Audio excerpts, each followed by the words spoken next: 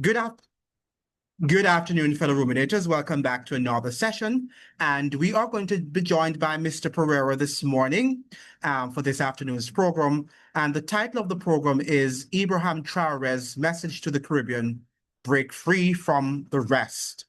Now, across Africa's Sahel region, young revolutionary leaders like Ibrahim Traoré of Burkina Faso are defying Western control, rejecting IMF debt, kicking out French troops, and taking back their natural resources. But as Africa fights for sovereignty, many ask, can the Caribbean do the same?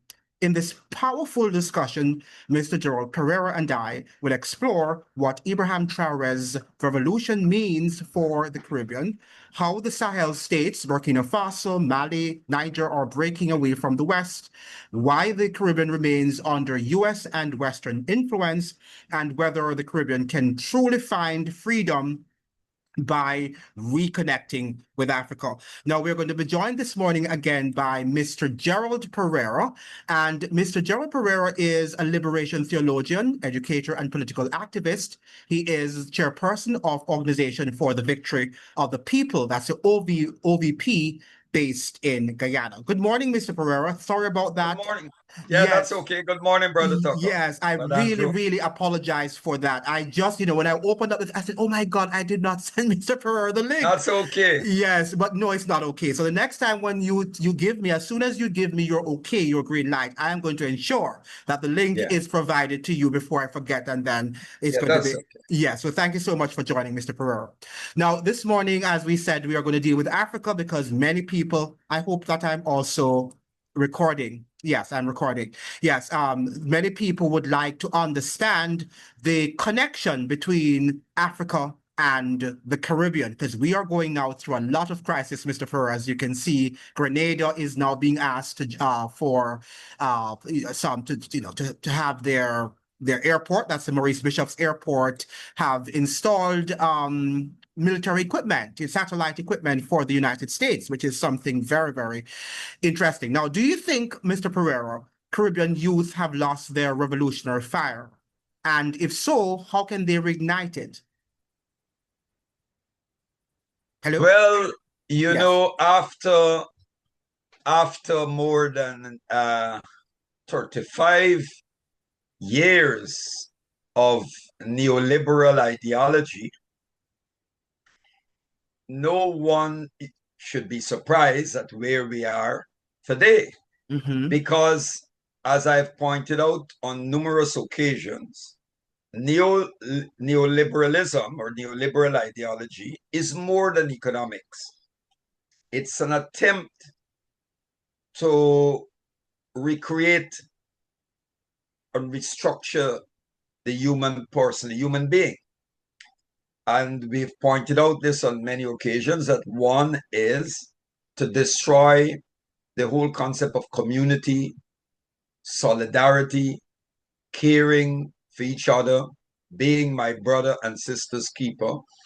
It's about the celebration of rugged individualism. Greed is good, look out for yourself, and values, perennial values such as solidarity, community, caring, sharing, are tossed out of the window. So we are paying the price for that today, because that ideology is corrosive. It corrodes not only the mind, but the spirit. And that is why we always emphasize this concept: to have meaningful and genuine social transformation, we have to focus on the spiritual and cultural revolution. They're important. Yes. Very important. Unfortunately, I'm going to use the word secular here. Secular and secular activists and those whose ideologies are rooted in the materialism of the so-called European Enlightenment, whether it's liberalism, Marxism, or what, strip or marginalize that dimension of the human person and human civilization, which is that there's a spiritual dimension. and we focus only on the economic and political, with an overemphasis on the economic. And you get this concept of homo economicus, the economic man. Mm-hmm. And you notice that both ideologies, I'm not knocking the Marxists, but it's one of the weaknesses of Marxism, is the overemphasis on economics when there are other dimensions to be taken into account. So what I'm saying is, if you look at the Caribbean today, yes, that ideology has had a very negative impact. I can recall in the early 70s and 80s, you had militant youths. Youths were reading, we were talking about change. They were joining organizations and so on. The Young Socialist Movement, the Progressive Youth Organization. So we don't have that now. And if they do join those organizations have adopted neoliberal ideology. So if the young people join those organizations, they're joining them for professional accomplishment, or, elevation, social and professional. They join, and it becomes like a network, a club for economic advancement, but nothing personal economic advancement, not for social change. Yes. And that's one of the downturns. Yes. Now, yeah. Ibrahim Traoré speaks about the soul of Africa, that freedom begins with rejecting the Western mindset. Now, how does that message apply to the Caribbean today? And might I suggest also, can we fully reject the West when we are a part of the West? Whether we like it or not, we are a part. In fact, we are the foundation of the West, because the Western civilization started here in the Caribbean and Latin American region. Go ahead, Mr. Pereira. Well, Western civilization was imposed on us. Yes. It was imposed on us. Yes. And there are many like myself who we resist, we expose it for what it is, what it has done. Western civilization was built on endless wars, genocide against the indigenous peoples of the Americas and other parts of the world, and the assault on wars and launching of wars in Africa, the enslavement, the capture and enslavement of Africans. And those of us who are Pan-Africanists or fight for African total emancipation, because what we achieved was just the emancipation of walking off the plantation of the chains. But there's a great Caribbean theologian, Cartwright Davis, Dr. Cartwright Davis. He wrote a book called Emancipation Still Coming. That's what he called it in Creole. Emancipation Still Coming, with COMIN. Because emancipation is meant to be a process. We still have to fight for total or true emancipation. And while we no longer have the chains around our feet, the chains are around our minds. Yes. We have to talk about decolonization of the mind, emancipation of the mind, mental emancipation, of Bob Marley said in his song. Because remember that we see the world through the lens of West Europe. We look at ourselves from a European perspective. So whether, I am not saying that there are not things that are positive. Yes. That came out of the West. Yes. That would be intellectually dishonest. Correct. But I'm saying that the price, given what is most of what they did, you want to know what is the value of that. Because if you look at this, and I like to refer to them as the so-called Enlightenment philosophers. Yes. If you look at the liberal philosophers, or those who contributed to liberal philosophy, Hume and Locke and all of those, many of them. And you even look at people like Immanuel Kant and Hegel and all of those. Some of them invested in the trading captured Africans. They did. Because there were those who felt that the African was not a full human, he was Correct. subhuman. And Hegel said that Africa existed outside of history. In other words, the Africans made no contribution. So this is the mindset that this is what you're dealing with. And these people saw the world, and when they speak of humanity, they meant white people, white humanity. Correct. Because, yeah. So, yes, but you know, our leaders, many of our leaders, even those who fought the anti-colonial struggles for independence, they were educated in the West. Correct. And when they returned, you know, many of them constituted what we could refer to as this Afro-Saxon class that C.L.R. James referred to. Yes. And of course, you have the Indo-Saxons too. But many of them, they were those who were genuinely committed to advancing this struggle for decolonization beyond the formal flag and anthem independence or beyond political independence. And they attempted, like, for example, in Guyana, Forbes Burnham restarted addressing their national curriculum and changing it and showing that advancing the whole concept of education for liberation, education for self-reliance and all of that. Because the educational system that we inherited was meant to shape our minds and keep us stuck in the existing arrangement, nothing beyond this. And we're still seeing that today. Yes. Yeah, we have cases where many of the politicians believe that the Privy Council is still a better court than the Caribbean Court of Justice.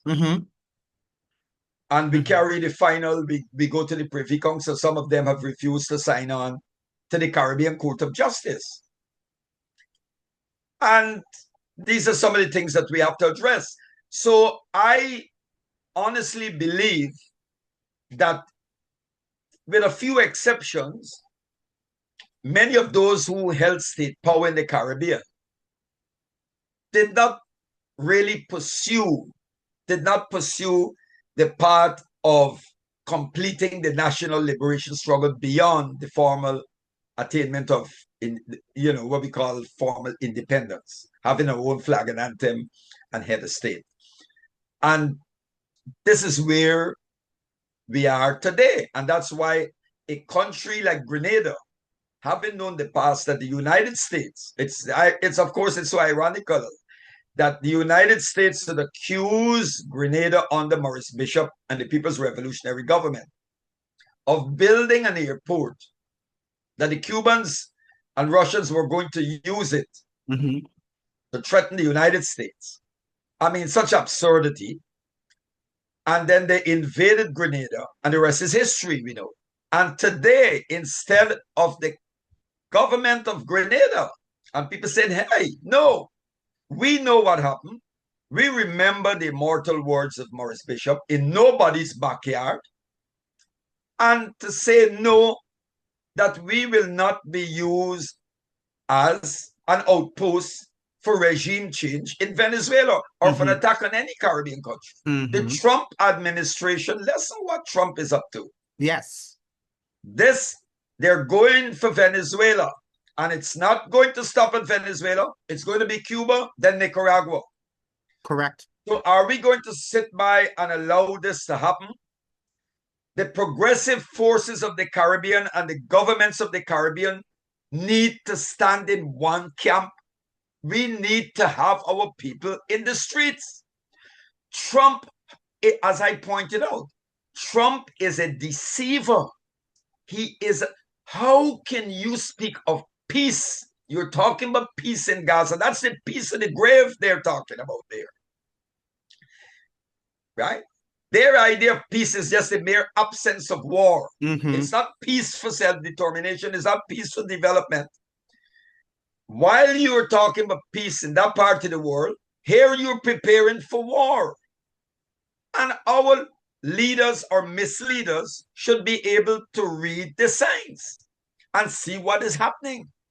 But how educated, as you're suggesting, is the populace? Because oftentimes when you look at Burnham, you look at Michael Manley, the Maurice Bishops, how were their populations behind them when these things were happening? Did they support them, or did they move away, isolate themselves from the leadership at the time? I think we need to return to CLR James. I think that I believe in mass participation. I believe that that our role, apart from providing leadership, it should be a servant leadership. Correct. In the Garvey tradition. I don't believe that leaders are people who know it all. That's arrogance. And Mao Zedong said something. He said, from the people to the people. In other words, we learn from the people. That's right. Yeah. That's right.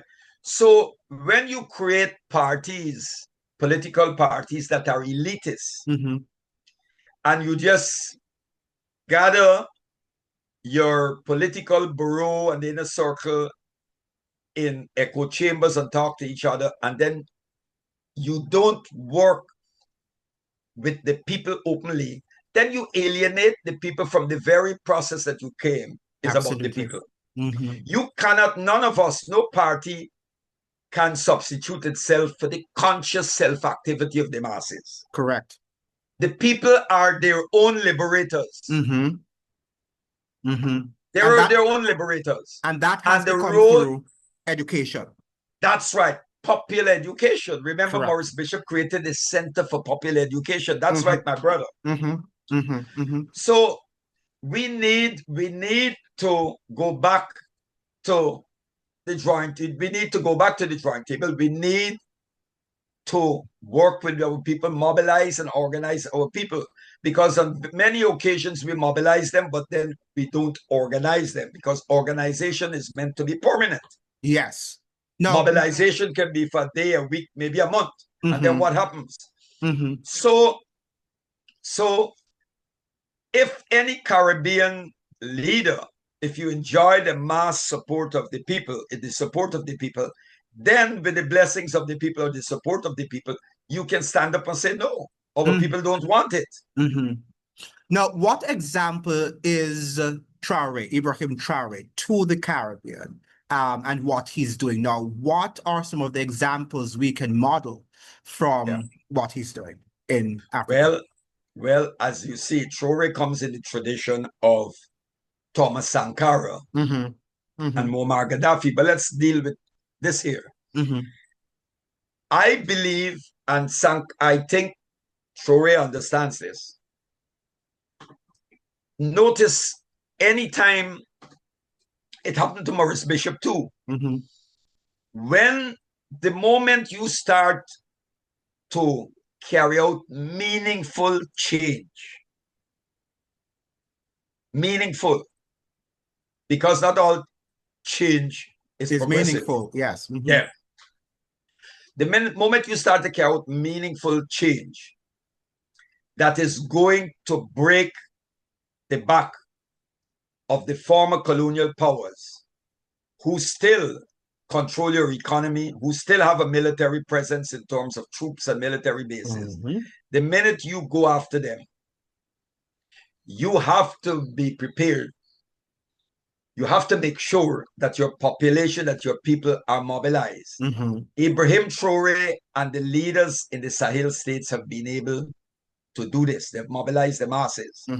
Now, progressive parties, progressive political formations, and revolutionary organizations, their duty is to work with Traoré and the leaders of this country, regardless of whether you're communist, you're social democrat, to ensure that you achieve sovereignty and true independence. Sovereignty over your natural resources, over your economy. And that is what Traoré and the countries of the Sahel are pursuing. We in the Caribbean, the majority of us we did not pursue that path.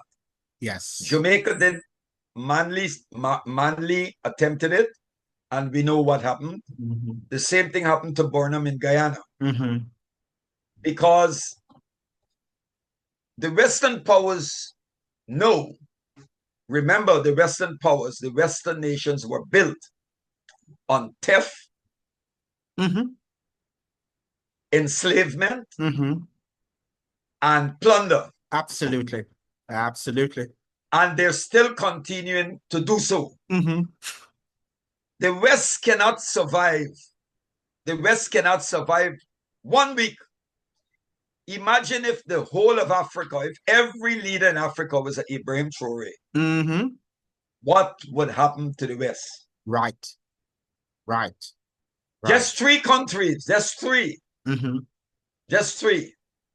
And they're creating huge waves. And Traoré has linked the struggle in Africa, what they were doing, with the struggle with us in the Caribbean. Yes. It's the same struggle. The same struggle. You know? Yes. One struggle. Because our enemy in the region is the same enemy that they're facing in Africa. You know, the French, you saw the huge protests in France. Yes, what is going on? The French economy is in trouble. Yes. France no longer is able to do what they were doing for decades. Because they're caught up in a war with Russia, right? That's right. The sham independence that they left Africa with, those countries with. Now, suddenly, France is in Guyana. I didn't know that. Yes, the French, for all the years, France never had an embassy in Guyana. But because of the oil and gas, the French is here now. The French have an energy. They need our resources and the energy. So France came in, and you know what they tell the government of Guyana, the Ali administration? Oh, we're going to help you with surveillance and radar systems to protect you against Venezuela. Yes, because I did read a piece of news that France is sending a warning to Maduro that if he dares cross the border between the that Essequibo region, that he's they're going to attack. Yes, go ahead, Mr. Perreira. Yeah, imagine. I mean, you know, when you listen to the leaders of the Western nations, if you have to check yourself and make sure you know that you are sane. You do. And the agenda. You know, I mean, and you have to be up on the agenda. If you don't know, it sounds like what they're doing is real and is for the people. But if you understand the agenda, then you read between the lines. Go ahead, Mr. Correct. And you have to be an absolute fool to be deceived by these people. France helped pseudo-Islamic groups and are still helping them, along with Ukraine and Western countries, including the US, and some of those who left Syria after the Assad regime was overthrown. And they are in the Sahel countries attempting to destabilize those 3 revolutionary-oriented governments.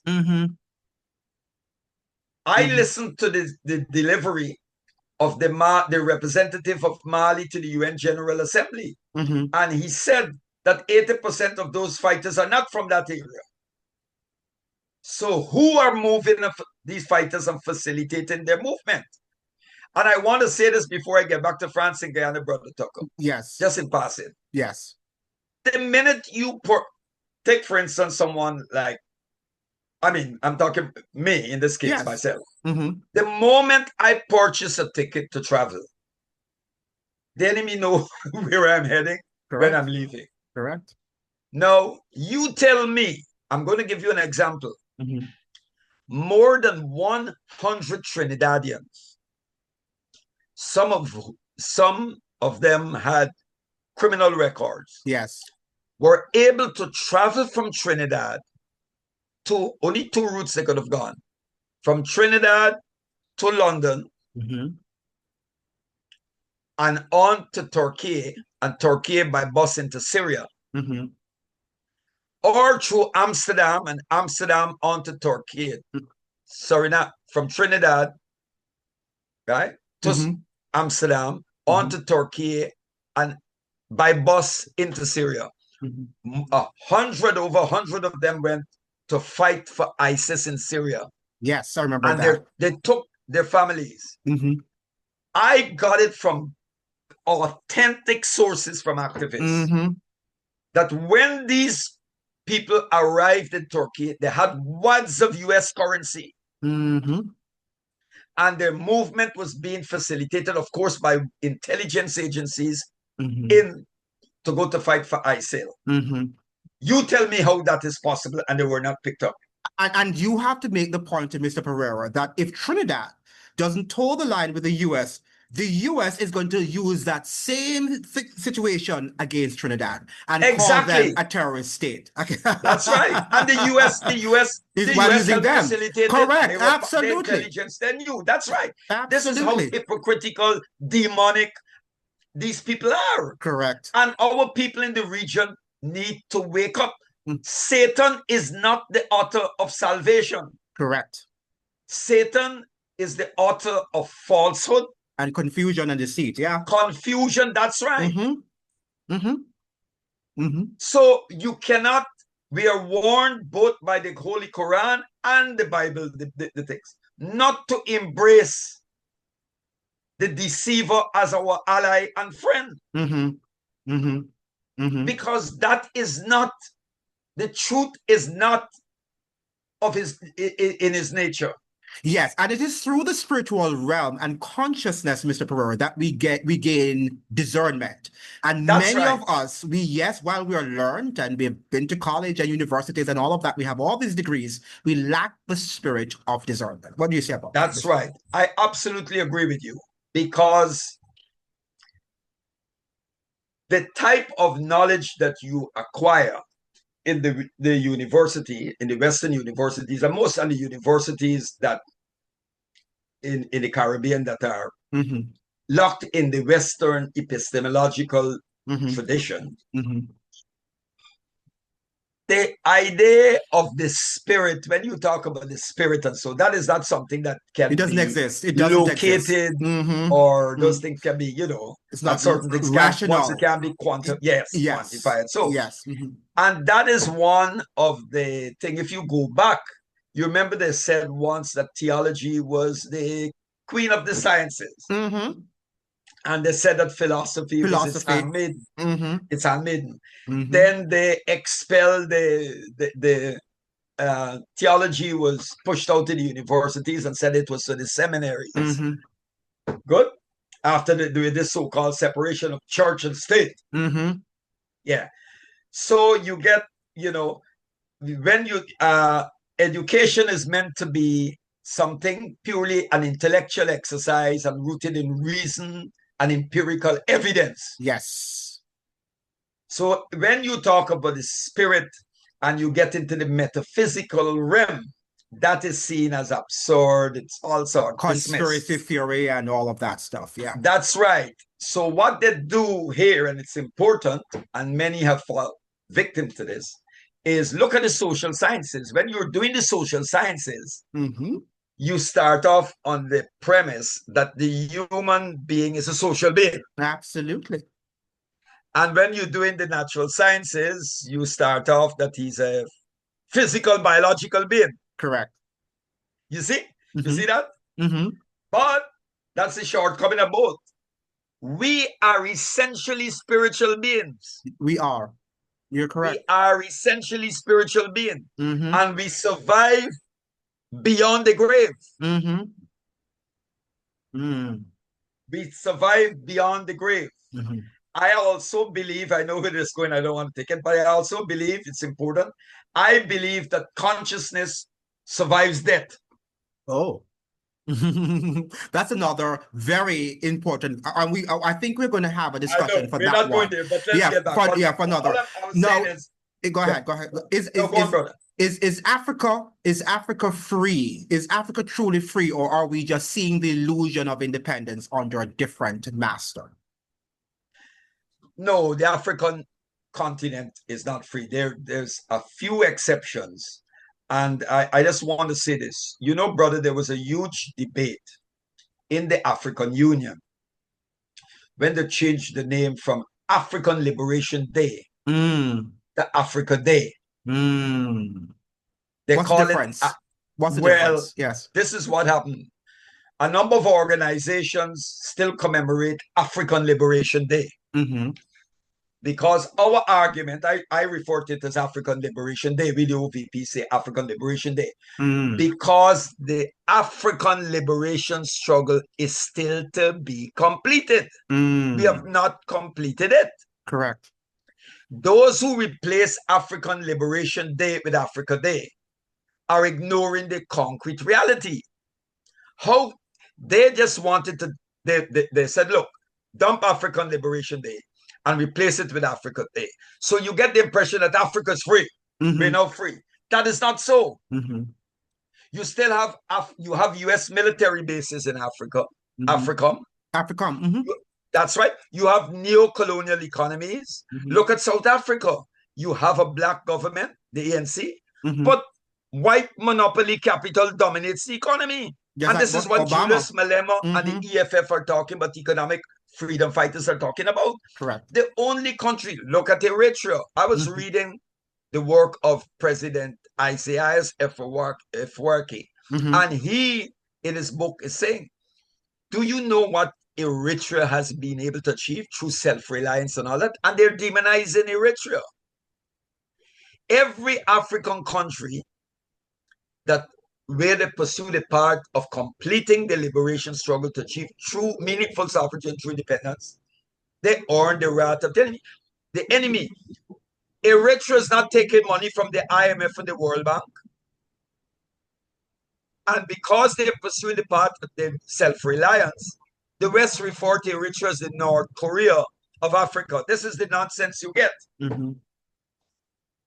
But apart from Libya, which they invaded, which they destroyed, I know only of Eritrea, as well as the 3 countries now that makes up the Sahel region that are pursuing that path.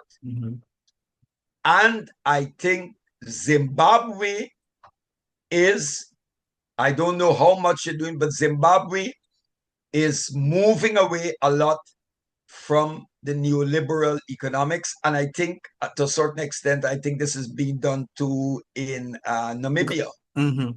But our economies are still trapped. We're still, we don't have control of our economies. We don't have control of the resources. The multinational, those corporations are there. So to say Africa Day, it makes it look neutral. What is Africa Day? And the people of the Sahara are still fighting for freedom, And you have, how can we talk about being free? You can have Africa Day when the continent is totally liberated. Then we can say that we have Africa Day.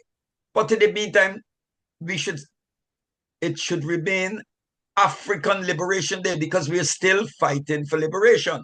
But the neo-colonial regimes won out, and they were able to change it from African Liberation Day to Africa Day. But there are other countries who, at the national level, still refer to it as African Liberation Day. The All African People's Revolutionary Party and many African political formations and Pan-African groups refer to it as African Liberation Day. Wow. So what you're seeing in the Sahel countries, is mass mobilization. You look at the people and the leadership, these 3 leaders are leading from the front and by example. Very simple and very humble lifestyle. I listened to the leader of Mali, and tears came to my eyes because I know a sincere leader and a sincere speech when I hear it. And he paid tribute to the great founding father and freedom fighter, Modibo Keïta of Mali. So Traore is carrying on the revolutionary tradition of Thomas Sankara, who was assassinated by rogue, elements, Blaise Compaoré and others in the service of French and American imperialism. They're carrying on the struggle. And in Mali, they're doing the same thing. They're carrying on in the name of Modibo Keïta. So we, as Walter Rodney said, he said, history is like a relay race. The baton is passed on. Could we examine him next week? Walter Rodney, very important that we do that. So we have to run with the baton. Yes. And we don't, people like myself, we don't intend to drop that baton. Yes. And so, we have 4 more minutes, Mr. Perreira. So if you could advise Caribbean governments today, what would be your blueprint for real sovereignty? First of all, the Caribbean needs to speak with one voice. We keep talking about Caribbean single market economy and all of that. But this is where it becomes problematic. You can't have 2 or 3 members of CARICOM pursuing neoliberal policies that continues to put wealth in fewer and fewer hands, while the majority of people remain in what the great Jamaican political economist Beckford, the late Beckford, referred to as persistent poverty. We have to start speaking about redistributive development, people-centered development. Profit must be used to measure economic performance. Profit must never be placed in front of human needs. We need that. Yes. We need to understand that building our own economies and so must the concept of self-reliance as articulated by leaders such as Marcus Garvey, Forbes Burnham, Michael Manley, and others. We cannot, no Western countries has our interests at heart. They are looking out for themselves and they want to keep us into a state of permanent dependence. Our leaders need to say that the Caribbean should remain a zone of peace, and none of our countries, be it Guyana, Trinidad, or Grenada, should use their, allow their port, their airport, or anything to be used by the US empire for wars of aggression or to undertake regime change in any country. The Caribbean we're not going to go anywhere unless we need to hold our leaders accountable. And the existing liberal democratic arrangement, this bogus parliamentary democracy where we elect these people and they go into parliament and defend their own class interests and the interests of foreign capital, it has failed us. It is obsolete. It has not brought about, it does not speak for the 99%. Popular expression, popular expression is one thing. You can talk and express yourself the way you feel by an X on the ballot. Yes. In the polling station. Yes. But that's the end of it. Yes. We have to go back to, and I see some of the brothers in the Assembly of Caribbean people were talking about this. Yes. CLR James spoke about it, the Morris Bishop. We need communal, we need assemblies of the people, mass participation. Yes. To discuss the economy, to discuss everything. Yes. What is happening? Yes. We have to stop here now, Mr. Perreira. Thank you so much for joining. And this was a beautiful discussion. And I hope that everybody will watch this. This should be in universities, in the high school. Thank you so much, Mr. Perreira, and look forward to another enlightening and scintillating conversation next week. All the best. Welcome, brother. Thank you so much. All the best. Same here. Right. Bye-bye. Yeah. So thank you so much. Please like, share, and subscribe so that we can get to a lot of subscribers and we can build our channel. Thank you so much. All the best to you.